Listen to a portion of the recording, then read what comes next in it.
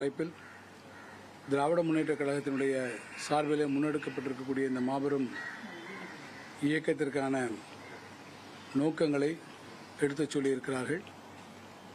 அதைத் தொடர்ந்து நம்முடைய விருதுநகர் வடக்கு மாவட்ட திராவிட முன்னேற்ற கழகத்தின் சார்பில் நம்முடைய விருதுநகர் மாவட்டத்திலே வடக்கு மாவட்ட திராவிட முன்னேற்ற கழகத்தினுடைய நிர்வாக பொறுப்பில் வரக்கூடிய திருச்சுழி சட்டமன்ற தொகுதி, விருதுநகர் சட்டமன்ற தொகுதி மற்றும் சிவகாசி சட்டமன்ற தொகுதி ஆகிய 3 சட்டமன்ற தொகுதிக்கும் உட்பட்டிருக்கக்கூடிய கழக நிர்வாக அமைப்புகளின் மூலமாக இந்த 3 சட்டமன்ற தொகுதிகளிலும் இருக்கக்கூடிய வாக்காளர்களை சந்தித்து அவரிடத்தில் வீடு வீடாக சென்று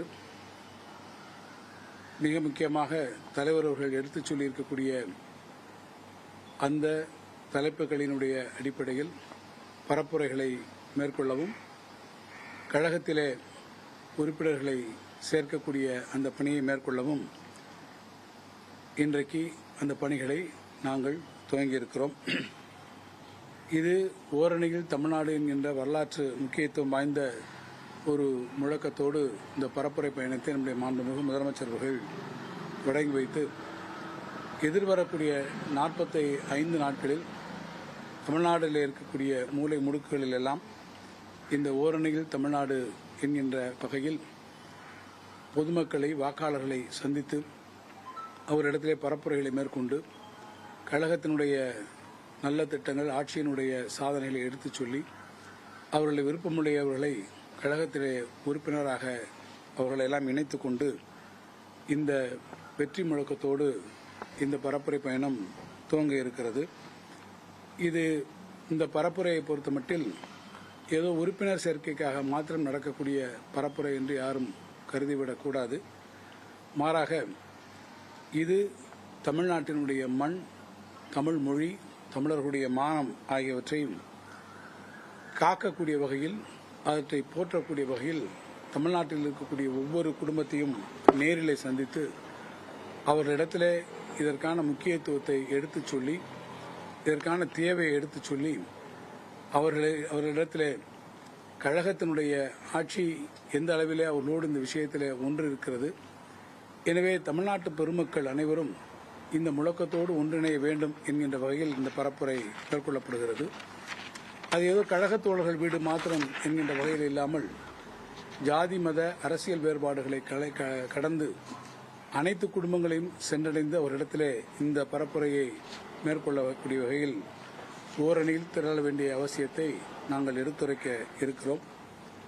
எதற்கான இந்த தேவை வந்திருக்கிறது என்று சொன்னீர்கள் கேட்டால், பாரதிய ஜனதா கட்சி என்கின்ற ஒரு பாசிச சக்தி இந்தியாவினுடைய ஆட்சி பொறுப்பிற்கு வந்த காலத்தில் இருந்து தமிழ்நாட்டை, குறிப்பாக நம்முடைய மாநிலத்தை ஒரு வன்மத்தோடு பார்க்கக்கூடிய பார்வையிலேயே அவர்கள் தொடர்ச்சியாக இருக்கிறார்கள். அவர்களுடைய அந்த வன்மம் நிறைந்த அந்த பார்வையில் தமிழ்நாடு சிக்கிக்கொண்டு அவர்களுக்கு ஆலவட்டம் செல்லக்கூடிய அதிமுகவோடு இன்றைக்கு கூட்டணியை உருவாக்கி தமிழ்நாட்டை மீண்டும் அவர்கள் அதல பாதாளத்திற்கு அழைத்துச் செல்லவிடக்கூடாது. இந்த கூட்டணி என்கின்ற பெயரில் அவருடைய கோரப்பிடிக்கு இது ஒரு அடித்தளத்தை தந்துவிடக்கூடாது என்கின்ற வகையில் இந்த பரப்புரை பயணங்களை நாங்கள் துவங்கி இருக்கிறோம். மற்ற மாநிலங்கள் எல்லா இடங்களிலும் நீங்கள் பார்ப்பீர்கள் என்று சொன்னால் பாரதிய ஜனதா கட்சி பரிசோதனை கூடங்களாக அதை உருவாக்கி கொண்டு வந்திருக்கிறது. உதாரணத்திற்காக எடுத்துக்கொள்ளும் சொன்னால் மகாராஷ்டிராவிலே கூட மும்மொழி கொள்கையை அவர்கள் அமல்படுத்துவதாக கொண்டு வந்து இன்றைக்கு அந்த மாநிலம் அதை நிராகரிக்கக்கூடிய ஒரு நிலைக்கு அது வந்திருக்கிறது. அதேபோல உத்தராகண்டிலே பொது சிவில் சட்டத்தை மற்ற மாநிலங்கள் எல்லாம் கொண்டு வர முடியவில்லை என்று உத்தராகண்டிலே அதை அமல்படுத்தக்கூடிய முயற்சியிலே அவர்கள் ஈடுபட்டிருக்கிறார்கள். எனவே மெல்ல மெல்ல இத்தகைய போக்கு நம்முடைய தமிழ்நாட்டுக்கும் வந்து சேரும் என்ற வகையில் தமிழ்நாட்டில் அதை முற்றிலுமாக தடுத்து நிறுத்த வேண்டிய அவசியத்தை வலியுறுத்தி ஓரணையில் தமிழ்நாடு என்கின்ற வகையில் நாம் ஒன்றிணைந்திருக்கிறோம். தமிழ்நாட்டை பொறுத்த மட்டிலே பார்ப்போம் என்று சொன்னால் நீங்களே தொடர்ச்சியாக பார்த்து கொண்டு வருகிறீர்கள். தமிழர்களுடைய தொன்மையை, தமிழர்கள் நாகரிகத்தை, பண்பாட்டை விளக்கக்கூடிய வகையில் இருக்கக்கூடிய கீழடி அகழ்வாய்வுகள் அதனுடைய தொன்மையை மறைக்கக்கூடிய வகையில் இன்றைக்கு ஒன்றிய அரசினுடைய அமைச்சர்கள் தொடர்ச்சியாக பேசுவதும், பாரதிய ஜனதா கட்சி பேசுவதும், அந்த ஆய்வறிக்கையை வெளியிட மறுப்பதுமாக இருப்பது வேண்டுமென்றே திட்டமிட்டு அந்த தொன்மையை, தமிழர்களுடைய கலாச்சாரத்தை மறைப்பதற்கான நடவடிக்கைகள்.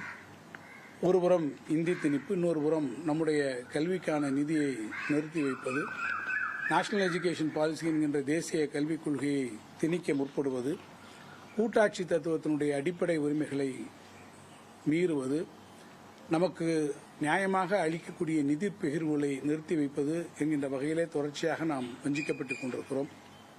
ஜிஎஸ்டி எடுத்துக்கொள் என்று சொன்னால், ஜிஎஸ்டி இன்னைக்கு ஜிஎஸ்டி டே அன்னைக்கு வருகிற அன்னைக்கு நீங்கள் ஜிஎஸ்டி வரும்போது என்ன சொன்னாங்க? ஜிஎஸ்டி என்பது ஒரு கூட்டாட்சி தத்துவத்தினுடைய அடிப்படையில் இயங்க வேண்டிய ஒன்று, ஒரு ஃபெடரல் செட்டப்பில் வரக்கூடியது.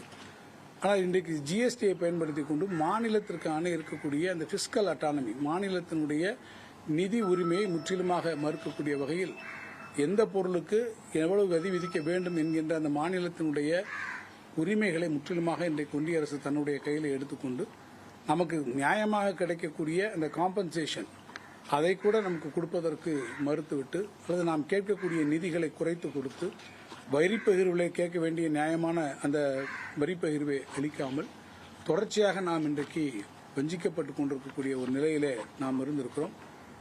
ஒன்றிய அரசு ஒரு பக்கம் செஸ் என்கின்ற வகையிலே அவர்கள் ஒரு வரியை அவர்கள் வசூலித்துக் கொண்டிருக்கிறார்கள். ஆனால் மாநில அரசு கேட்கக்கூடிய நியாயமான கோரிக்கை, நிதிக்க கோரிக்கைகளை நிராகரித்துக் கொண்டிருக்கிறார்கள். இது தமிழ்நாட்டுக்கு இழைக்கப்படக்கூடிய ஒரு மிகப்பெரிய அநீதியாக இருக்கிறது. இன்னொரு வகையில் தமிழ்நாட்டினுடைய நியாயமான பிரதிநிதித்துவத்தை குறைக்கக்கூடிய வகையில் தொகுதி மறுசீரமைப்பு நடவடிக்கைகள் மூலமாக தமிழ்நாட்டினுடைய குரல் வலையை நாடாளுமன்றத்தை நெருக்கக்கூடிய ஒரு சூழ்நிலை அமைந்திருக்கிறது. எனவே இவற்றையெல்லாம் ஒன்றிணைத்து பார்க்கின்ற போது இவற்றையெல்லாம் தட்டி கேட்டு அவற்றுக்கு எதிராக கிளர்ந்தெழ வேண்டிய ஒரு மிக முக்கியமான ஒரு காலம். எனவே மீண்டும் நம்முடைய மண், மொழி, மானம் ஆகியவற்றை காப்பாற்றுவதற்கு தமிழ்நாடு கிளர்ந்தெழுந்து விட்டது என்பதை நிரூபிக்கக்கூடிய வகையில் இந்த ஓரணியில் தமிழ்நாடு என்கின்ற முழக்கத்தோடு திராவிட முன்னேற்றக் கழகம் தன்னை தயார் செய்து கொண்டிருக்கிறது. இந்த பணியில் ஏராளமான இளைஞர்கள் இணைந்து கொண்டிருக்கிறார்கள். முதலமைச்சர்கள் இன்றைக்கு செய்தியாளர் சந்திப்பை முடித்திருக்கிறார். நாளைக்கு நம்முடைய விருதுநகர் மாவட்டத்தில், விருதுநகரில் நம்முடைய வடக்கு மாவட்ட திராவிட முன்னேற்றக் கழகத்தின் சார்பில் மாபெரும் பொதுக்கூட்டம் ஒன்று ஏற்பாடு செய்யப்பட்டிருக்கிறது. இளைஞர்களும் மகளிரும் பெருமளவிலே அதிலே கலந்து கொள்ளக்கூடிய இருக்கிறார்கள். இந்த பரப்புரையை பொறுத்தமட்டில் பூத் டிஜிட்டல் ஏஜென்ட் என்று சொல்லக்கூடிய ஒவ்வொரு இடத்திலும் இருக்கக்கூடிய இந்த டிஜிட்டல் ஏஜென்ட்கள் மிக முக்கியமான பங்களிப்பினை செலுத்த இருக்கிறார்கள். எல்லா இடங்களிலும், எல்லா பூத்துகளிலும் அவர்கள் நியமிக்கப்பட்டிருக்கிறார்கள். ஒரு திறன் மிகுந்த இளைஞர் பட்டாளம் இந்த பணியிலே தங்களை ஒப்படைத்துக் கொண்டு ஈடுபட இருக்கிறார்கள். அவர்களுக்கு துணையாக வாக்குச்சாவடி முகர்வுகள், BLA 2க்கள் மற்றும் கழகத்தினுடைய அமைப்பை சார்ந்தவர்கள் அங்கே பணிகளை இருக்கிறார்கள். இதில் மிக முக்கியமாக படிவங்களின் மூலமாகவும் அவர்கள் தங்களை இணைத்துக் கொள்ளலாம், செயலிகள் மூலமாகவும் அவர்கள் அதில் இணைத்துக் கொள்ள வேண்டும் என்று நாங்கள் சொல்லியிருக்கிறோம். குடும்பம் குடும்பமாக யார் விருப்பப்படுகிறார்களோ அவர்கள் திராவிட முன்னேற்ற கழகத்தினுடைய உறுப்பினர்களாக இன்றைக்கு இணைத்துக் கொள்ளப்பட வேண்டும். இதில் மிக முக்கியமாக 2 விஷயங்களை நான் இறுதியாக சுட்டிக்காட்ட விரும்புகிறேன். இந்த ஓரணியில் தமிழ்நாடு என்கின்ற முன்னெடுப்பு வெறுமனே திராவிட முன்னேற்ற கழகத்திற்கான உறுப்பினர் சேர்க்கை என்பதாக மட்டுமே அமைந்து விடாது. இது தமிழ்நாட்டை பாதுகாக்க, தமிழ்நாட்டு மக்கள் அனைவரையும் ஓரணியில் இணைக்கக்கூடிய, ஒன்று திரட்டக்கூடிய முயற்சிதான் இதனுடைய முக்கியமான நோக்கம். அதன் வாயிலாக தமிழ்நாட்டில் இருக்கக்கூடிய எல்லோரையும் 100% குடும்பத்தினரையும், அது அரசியல், ஜாதி, மத அடையாளங்கள் எல்லாம் தாண்டி அனைவரையும் நேரில் சந்தித்து நாம் ஓரணியிலே இணையக்கூடிய அவசியத்தை வலியுறுத்துவதற்காகத்தான் இது நடைபெற இருக்கிறது. அந்த வகையில் நம்முடைய மாண்புமிகு முதலமைச்சர் அவர்கள் இன்றைக்கு இந்த பணியை எங்களிடத்தில் ஒப்படைத்திருக்கிறார்கள். இன்றிலிருந்து துவங்கி அந்த பணிகள் சிறப்பாக நடைபெற இருக்கிறது என்பதை நான் தெரிவித்துக் கொள்ள விரும்புகிறேன். நிச்சயமாக தேர்தல் வெற்றி, ஏன்னா தேர்தலுக்கான பரப்புரை பயணமாகத்தான் இதை ஆரம்பிக்கிறோம். அதைத்தான் நான் தெளிவுபடுத்தி இருக்கிறேன். இது வெறுமனே உறுப்பினர் சேர்க்கை என்ற அளவோடு இல்லாமல் தேர்தலுக்கான பயணத்தை இது பரப்புரையாக அமையும். அந்த பரப்புரையில் அனைவரையும் சந்திக்கக்கூடிய வகையில் நம்முடைய தமிழ்நாட்டு முதலமைச்சருடைய தலைமையில் இருக்கக்கூடிய திராவிட மாடல் அரசு கடந்த 4 ஆண்டுகளிலே நிகழ்த்தி இருக்கக்கூடிய சாதனைகளை எடுத்துச் சொல்லக்கூடிய வகையில், மக்கள் மனங்களை வென்று கொள்ளக்கூடிய அளவில் அதை எடுத்துச் சொல்லக்கூடிய அதே நேரத்தில் நான் தொடக்கத்திலே குறிப்பிட்டதைப் போல ஓரணியில் தமிழ்நாடு மண், மொழி, மானம் ஆகியவற்றை காப்பதற்கு ஓரணியில் திரள வேண்டிய அவசியத்தையும் அவர்களிடத்திலே எடுத்துச் சொல்லக்கூடிய வாய்ப்பாகவும் இது அமையும். இப்போ 2 அணிகள் பாஜக சேர்ந்து அதிமுக சொல்றீங்க. இப்போ விஜய் எங்கேயும் இல்லாமல் அந்த சில கட்சிகள் 3வது அணி அமைந்தால் அதை பற்றியான உங்கள் பரப்புரை எதுவும்? இல்லை, இப்போது இருக்கக்கூடிய அரசியல் சூழ்நிலையில் எங்களுடைய பரப்புரை நாங்கள் ஆரம்பிக்கிறோம். விஜய் அவர்கள் இப்போது அரசியல் களத்துக்கு வந்திருக்கிறார். அவர் இனிமேல் தன்னுடைய பிரச்சாரங்களை ஆரம்பித்து வருகிற போது எங்களுடைய உத்திகள் அதை தொடர்ச்சி அமைக்கும். ஒரு நேரடியாக பிரச்சார பயணங்களை ஆரம்பிக்கும் போது பார்க்கலாம். இன்றைக்கு தேதியில் பாரதிய ஜனதா கட்சியினுடைய மத்திய அவர்கள் இருக்கக்கூடிய சென்ட்ரலில் ஒன்றிய அரசின் மூலமாக நமக்கு என்ன அநீதிகள் இப்போது இழைக்கப்பட்டு கொண்டிருக்கிறதோ அதை மக்களிடத்தில் சொல்ல வேண்டிய கட்டாயம் வந்திருக்கிறது. இன்றைக்கு தேதிக்கு பாஜகவும் அதிமுகவும் தான் தங்களுடைய கூட்டணியை அறிவித்திருக்கிறார்கள். எனவே அதை மையப்படுத்தி நாங்கள் எங்களுடைய பிரச்சாரங்களை, எங்களுடைய பரப்புரையை நாங்கள் துவக்கிறோம். அகலாய்வு அறிக்கை சமர்ப்பிக்கப்படாமல் இருக்கு அப்படின்னு சொல்றீங்க. தமிழோட பாரம்பரியத்தை சொல்லாமல் இருக்கு. மீண்டும் வெம்பக்கோட்டையிலே அகலாய்வு தொடங்க வாய்ப்பு இருக்கு.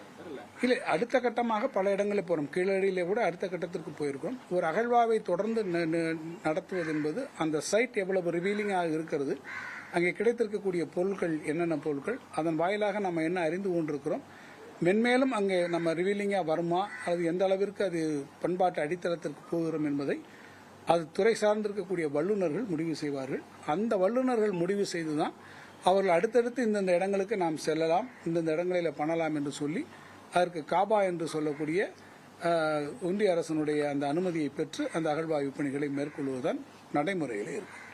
இன்னைக்கு சிவகாசி அருகே சின்ன கூமான்பட்டியிலிருந்து பட்டாசு வெடி விபத்து 5க்கும் மேற்பட்டவரும் இறந்துட்டாங்க. தொடர்ந்து பாத்தீங்கன்னா நம்ம விருதுநகர் மாவட்டத்தில் சில நாட்களுக்கு முன்னாடியே அந்த காரியாவட்டி பக்கத்தில் ஒரு வெடி விபத்து வச்சு அப்பயே ஒரு 3-4 பேர் இருந்தாங்க.